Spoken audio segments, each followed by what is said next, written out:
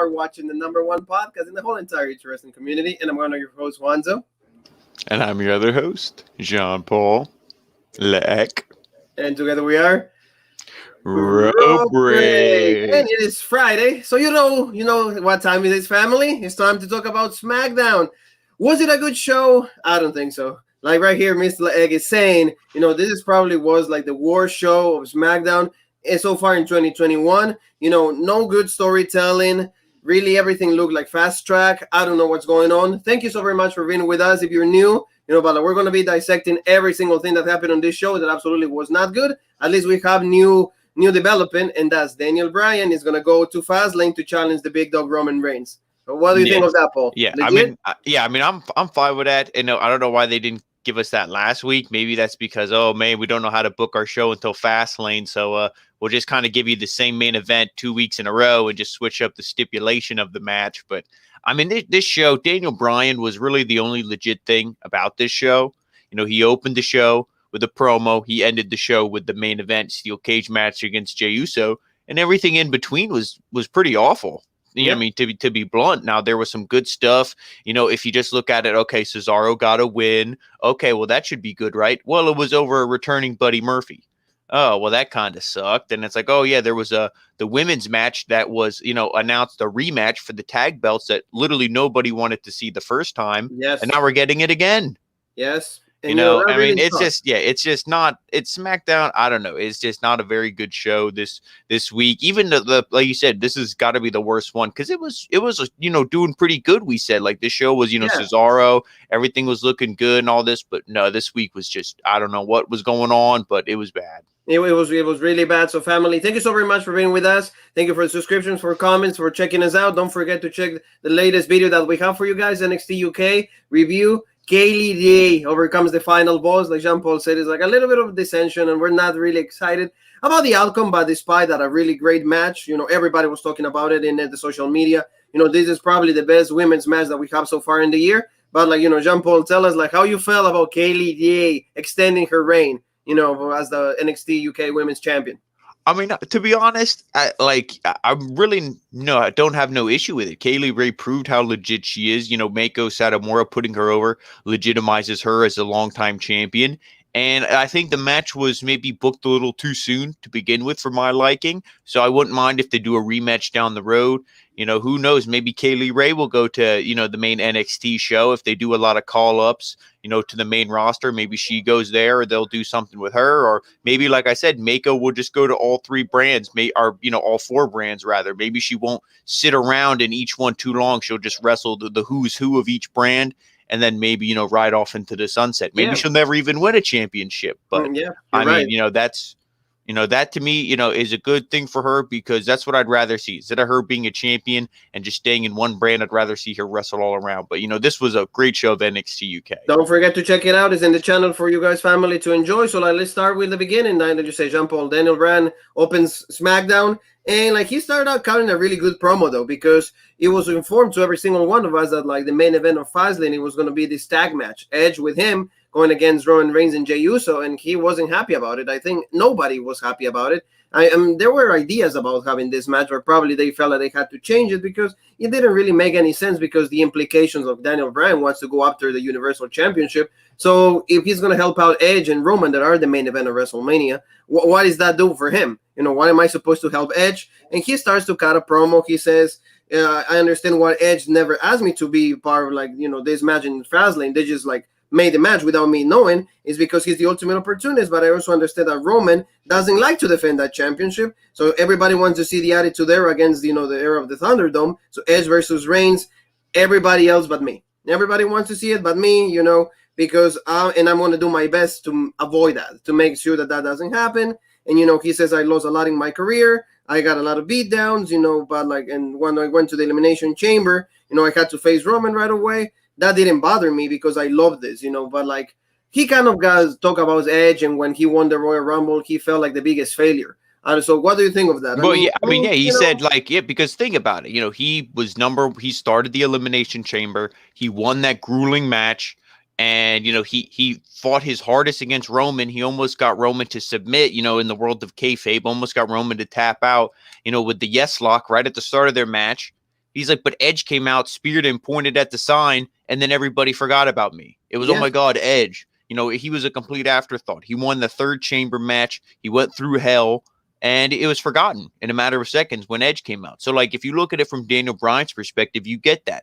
And like he said, why should I be in this tag match that just promotes the Edge and Roman feud? Yeah, right. And then, you know, I'm just like an accessory. I'm just bullshit. And it's like, no. So I get this, and I like this animosity. Even if, let's say, Daniel Bryan loses, Edge wins the title at Mania, this is a great feud, Bryan versus Edge. Oh, he yeah. can still, you know, this is a feud I feel in the making, that they're kind of just, you know, it's cooking right now. It's not boiling over or anything yet, but it's cooking, and this is good.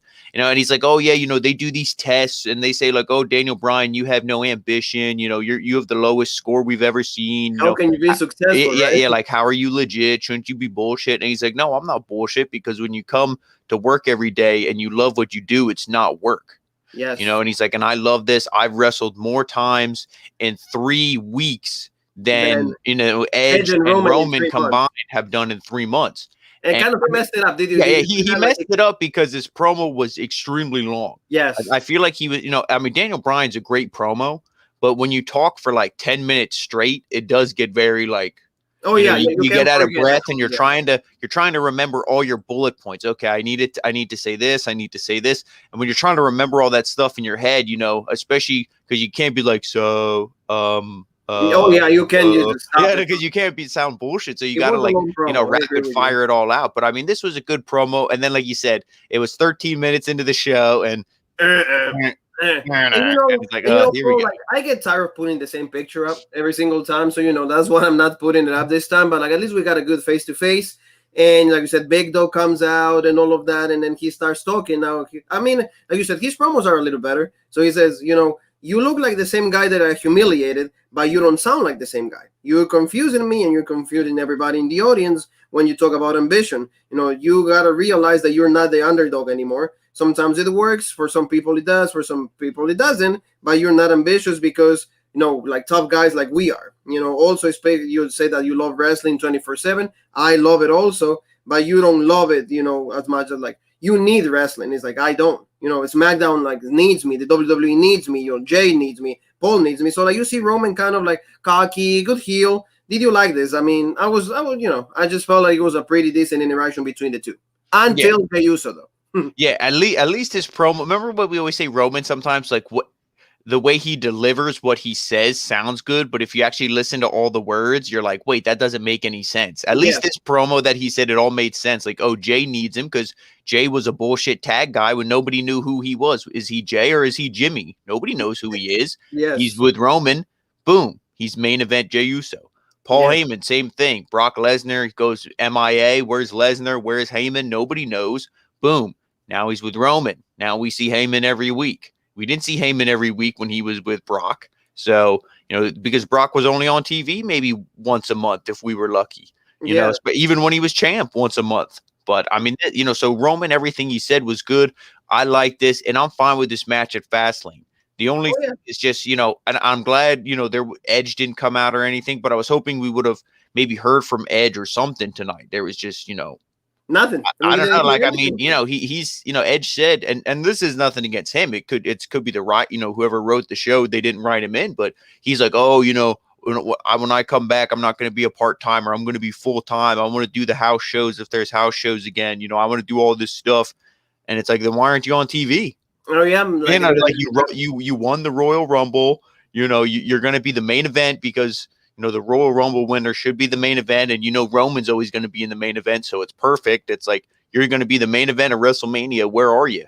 Yes, that's true. You know, and that didn't happen. Well, of course, Jey Uso killed the whole segment because he started like talking, and he's like non-appreciable way of talking. And then he says, "Well, you're going to lose in the steel cage match. That is going to be the main event." And then, you know, he's like, "So yes, just fuck off." You know, just fuck off. You know, it's all good. You know, we don't have to like. You know, he's like, "Oh, I don't believe in what you're saying," so that's fine. So that was the beginning of SmackDown, which I feel it was pretty decent, like you said, a good promo, good stuff. So now let's go to like, you know, this is like something that doesn't make any sense. Is the tag division? You know, Street Profits, like there was gonna like be a match between them in the tag with Sami Zayn and King Corbin. But instead of that, King Corbin comes out, with like Sami Zayn and like the documentary team crew, and they're like, oh, I don't like you. I don't want to be your partner. So, in between heels, there shouldn't be this kind of heat. I don't like that because, like, really, like, why are you guys arguing with each other when you guys kind of like fight for gold? Yeah, and this is all. Yeah, and it's all just set up. It's just like the perfect. It's like you went into the video game settings and put it on easy mode for the Street Profits. It's like, let's make it the easiest way for them to get back into title contention, even though they claim, oh, we need our rematch, fam. What rematch? The rematch clause has been dead for like 3 years. That's not a thing anymore. I don't know why they keep bringing that up every week. We're owed our rematch. Like, this isn't when you were in NXT. This isn't, come on, get with the times here. You're not owed a rematch. You got to earn it.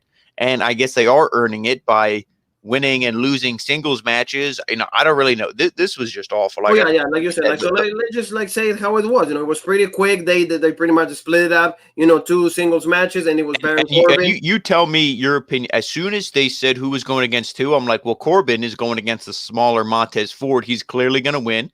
And because they hate the Great Liberator, and he's going against the bigger Angelo Dawkins, Angelo Dawkins is going to beat him. So I wasn't even invested in this. What, he hit the deep 6 or whatever, boom, pinned Montez Ford. Sami Zayn, I would help him out. He gave the deep 6.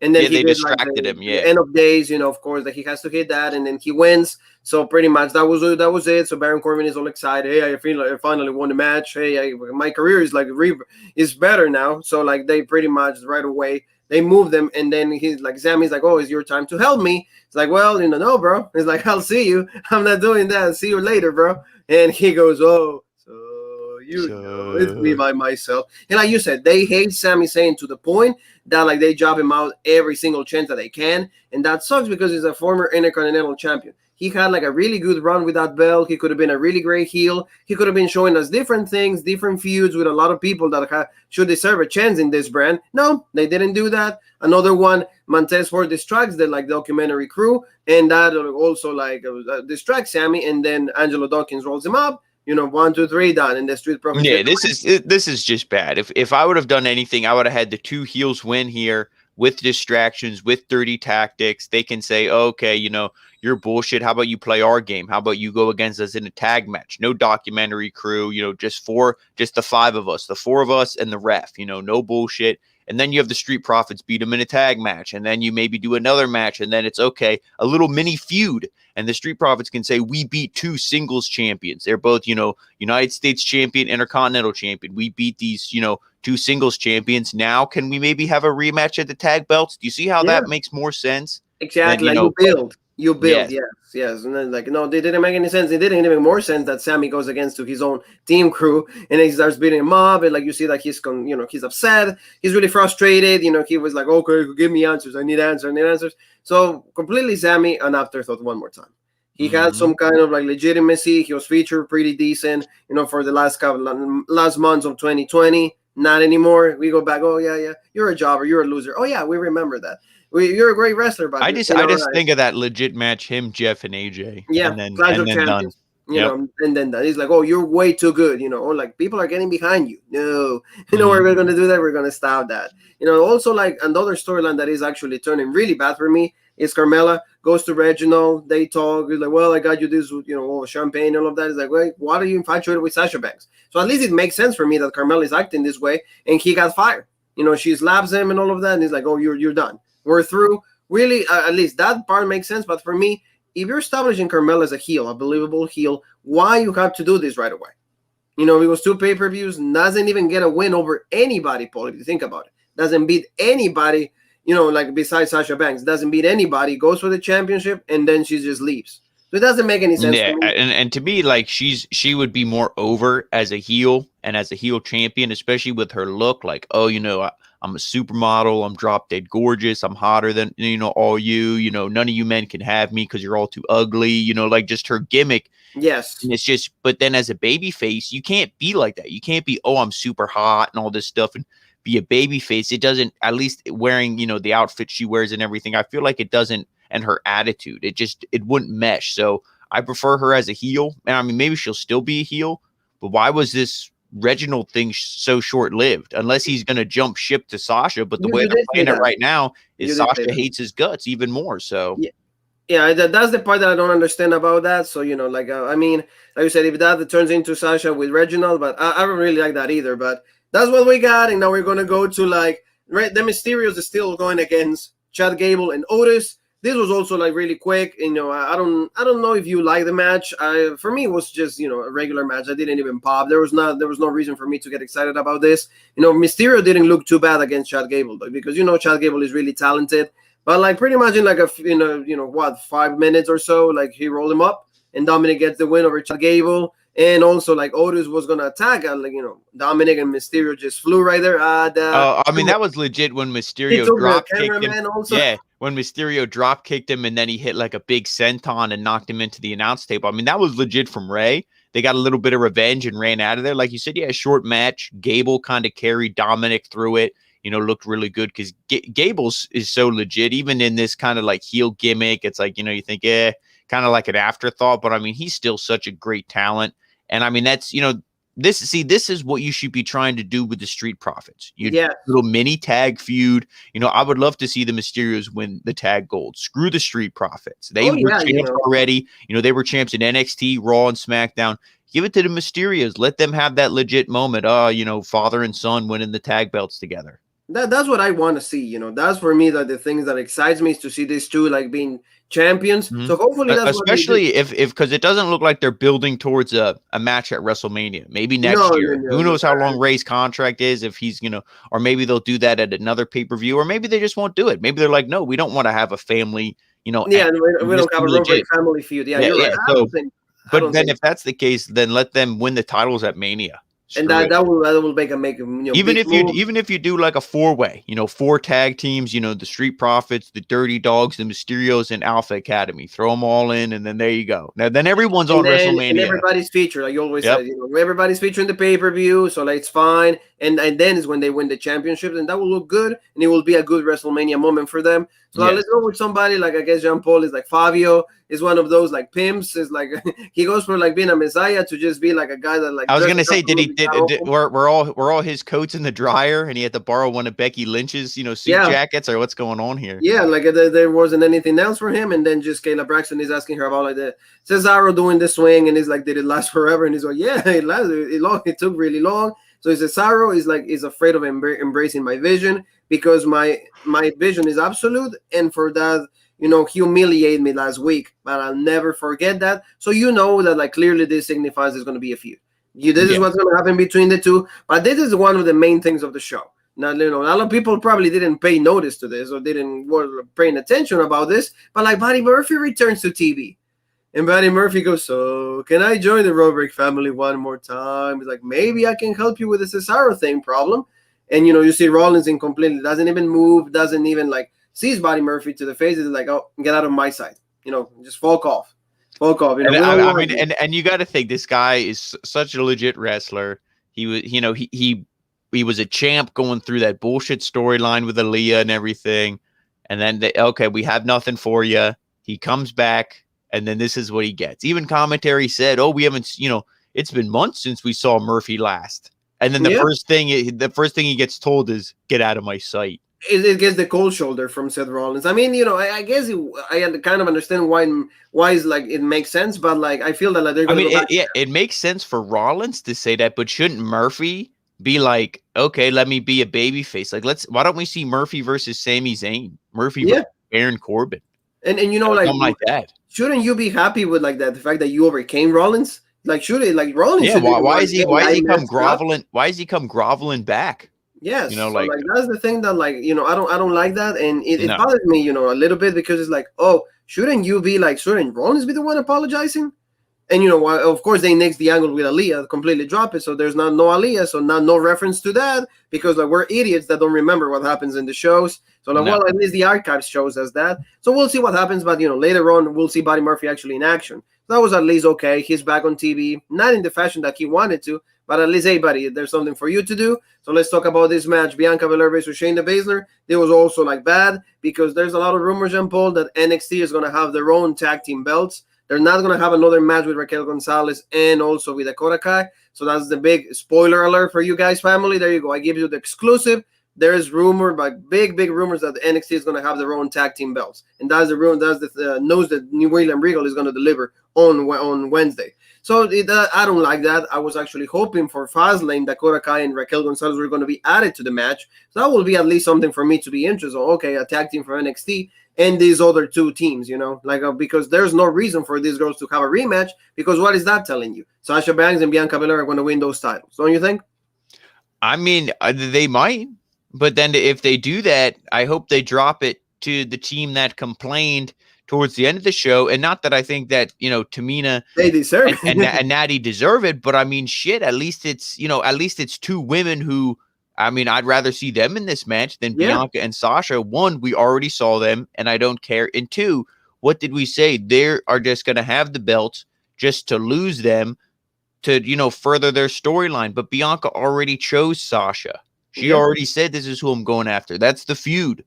Okay, you're challenging me at WrestleMania. That's all you need. You don't need to put these tag belts into the mix. Why is this match happening? Give it to the Riot Squad. Give it to Natty and Tamina. Give it to literally anybody else.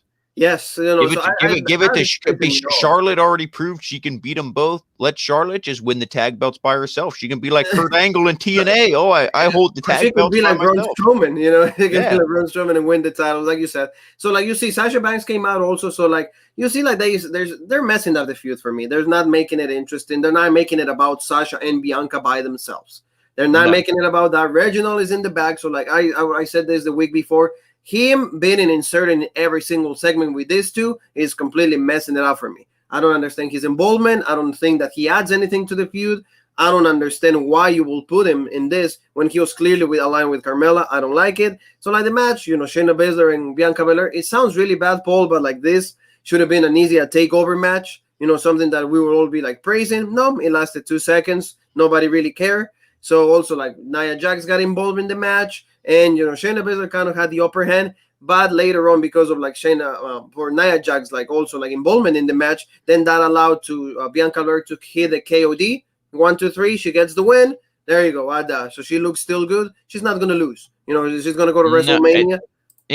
And that's why I almost think that the champs are going to maybe retain again. And if they do, it's like, what is the point of this match? Yeah. I'd rather just not see the match then, or like you said, give me Raquel but if they're doing the tag belts in NXT, having their own versions, I mean, this is just a mess. There's no way to try to, fix this and be like, oh, well, if they would just do this instead, it would be better. No, the only way to make it better is you just take this whole match and Reginald and throw it in the trash. Yes, exactly. Like Sasha did, like right there. She's like, oh no, I told you not to be right next to me. I don't want you around me. So boom, she slaps in, and that's how we felt today watching this show.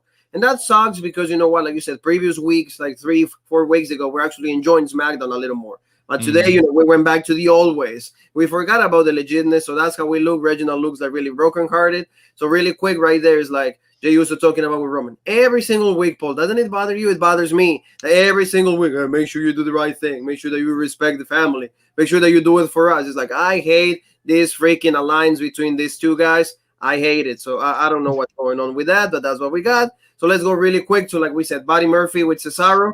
Really decent match, but like you said, Buddy Murphy having so much talent. Maybe not a great promo, but at least, big future, cruiserweight champion, the feud with Rollins, Aaliyah, all of that. You could have done something better with this guy. No, Seth Rollins was on commentary. Really, pretty much like talking about Cesaro. So, but the thing is with Cesaro, not Buddy Murphy, not even included. And then, pretty much Cesaro swing, then the sharpshooter, and done. So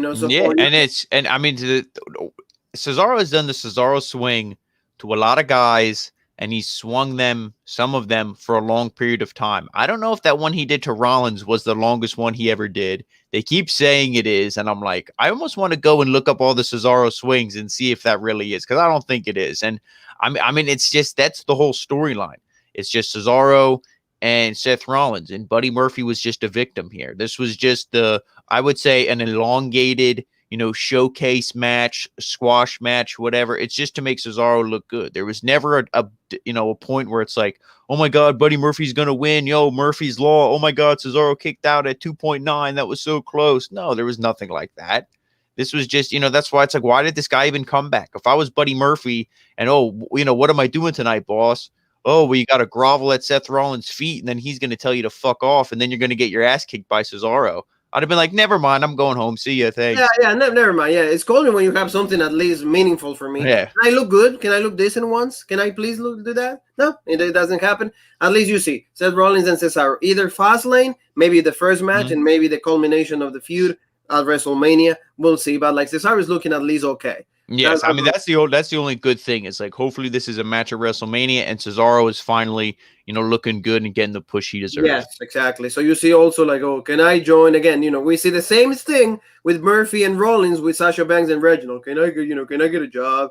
Hey, can you have something legit for me? It's like I told you no, fuck off. We got to say the fuck off like so many times in this show because it was bad. We wanted to say to the show with this review, fuck off, but we didn't do it for the love that we have for you. So like he's all like down and he's like complaining and all of that, and then we see Nia Jax and like Shayna Baszler starts like going at him, taunting him. He's like, "You suck, you're a piece of crap." And Nia's like, "Oh, stop it." He's like, "Yeah, it's actually cute." So maybe is that a romantic angle that we're gonna see between these two? I don't know. Do I like it? No, it doesn't. I don't have zero interest. And instead of sexual chocolate, he's like compared to Nia, he's like a sexual Hershey's Kiss. Yes, yeah. He's like a little Hershey or a sexual M&M. Like a Jar Jar Binks version of like like a Hershey Kiss and all of that because of the hair and all of that. I rather Enzo, and that's the first time you will ever hear me saying something positive about Enzo Amore. That was at least a bit more interesting, but he fucked that up, of course, because he actually got kicked out of WWE during the angle. So there you go. That's what we had. We'll see what happens with Reginald. And there's no interest in me. His addition is actually destroying that feud with Bianca Belair and Sasha Banks. It's not as legit as it could have been. So let's go with like a guy that finally has gimmick. Finally became a little bit of like Sergeant Slaughter and like the Nation of Domination and all of that. He has an accent like mine right now. I don't know how you can easily develop that. There's Nigeria's own Apollo Crews. So he had a really good promo. The only thing, and I have an accent myself, I acknowledge that. I don't know if it's as thick as Apollo's, but he developed a pretty like thick accent. So did you like this, Paul, or no? Yeah, I mean, it was almost, and see, the thing is the way he said the promo, he was like, oh, growing up, my father told me all these Nigerian things, and I felt embarrassed because my friends were like, oh, did you ride a lion to school? Like they're kind of poking fun at his heritage. Yes. So he's like, I almost didn't acknowledge it. So maybe he always had that act, in the world of kayfabe, we got to go now. Maybe he always had that accent and he was just hiding it because he didn't want to get made fun of. But now he doesn't care about that. Now he's not being, now this, he's just being the true Apollo. This is who he's always been. He's always had this accent. He is the Nigerian prince and all this stuff. So, I mean, I'm fine with this. I like it. I like the accent. I like the scarf. He comes out with like the spear, the two, Nigerian, I forget. The colors of the flag. Yes. Colors of the flag. And also he has, like you said, the two. Yeah. The bodyguards are like, soldiers, whatever they, whatever. I forget exactly what he called them, like elite something or whatever. But I mean, they're just, it's badass. It looks cool. Now, I mean, obviously they're not going to get involved or anything. It's just like you said, kind of give you that like Sergeant Slaughter, like the military feel like and stuff. Yeah. But like royalty, royalty that he is. Yes. Don't you think that a little bit of like Black Panther? Can we mention that? Yeah. I mean, I could definitely see, because it's just like, the Wakanda tribe and all that stuff, like the royalty, but all, like the legitness and everything. I mean, this is good, and this is what he needs to do. This is the same thing with like Cesaro.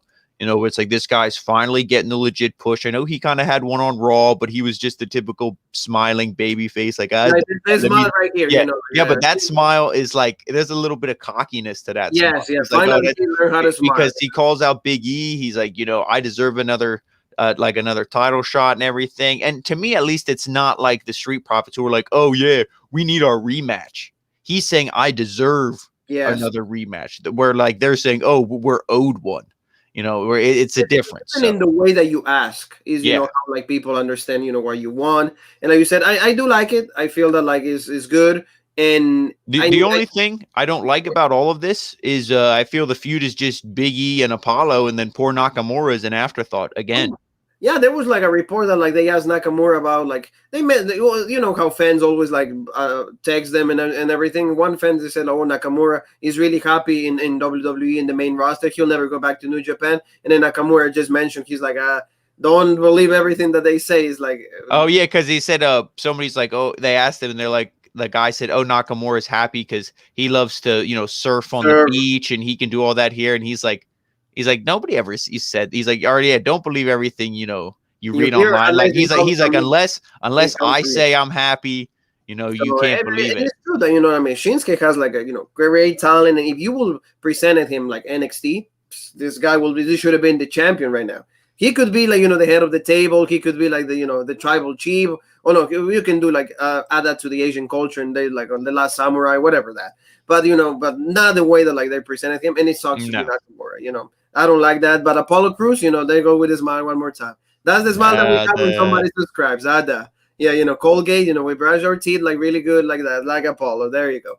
So now let's go to like this tag team, like you said, complaining.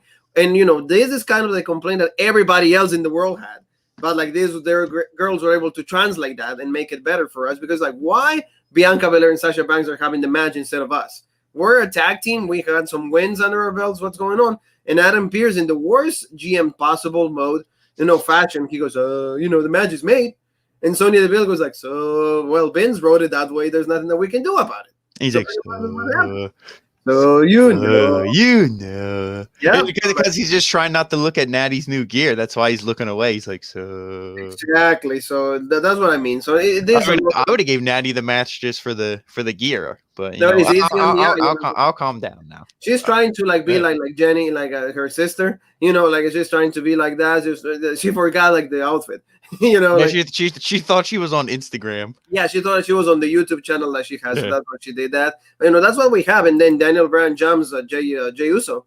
He was going kind of a promo, and then he jumps him, and we know fine, because Daniel Bryan has a chip on his shoulder. He wants to have a match. He wants to win that title opportunity. Yeah, and see, this is a backstage assault to me that at least made sense. When you see him some weeks, it's like, what the hell's going on? Like this, Jey Uso was a chicken shit and, got the, was the count out, so that's how he won last week and all this stuff. So it's like, let me get some revenge. You and Roman are pieces of shit. Roman didn't give me time to rest up after the chamber match. How about a little taste of your own medicine? So that's when the backstage attack, okay, it makes sense. Like we said, why is it that, Apollo Crews legit promo, but why is it that Daniel Bryan is like the only person who can be legit on this show? Yeah, no, it's true. Like that's what I mean. Also, like for example, we love this girl. We had Bailey. We had a ding dong hello segment, but like, is this needed? I don't think so. No, this is just to fill time. She's like, oh yeah, I'm gonna read some, talk shows always read negative tweets, and it's funny. I'm gonna read some legit tweets, and it was like, I forget what it was like.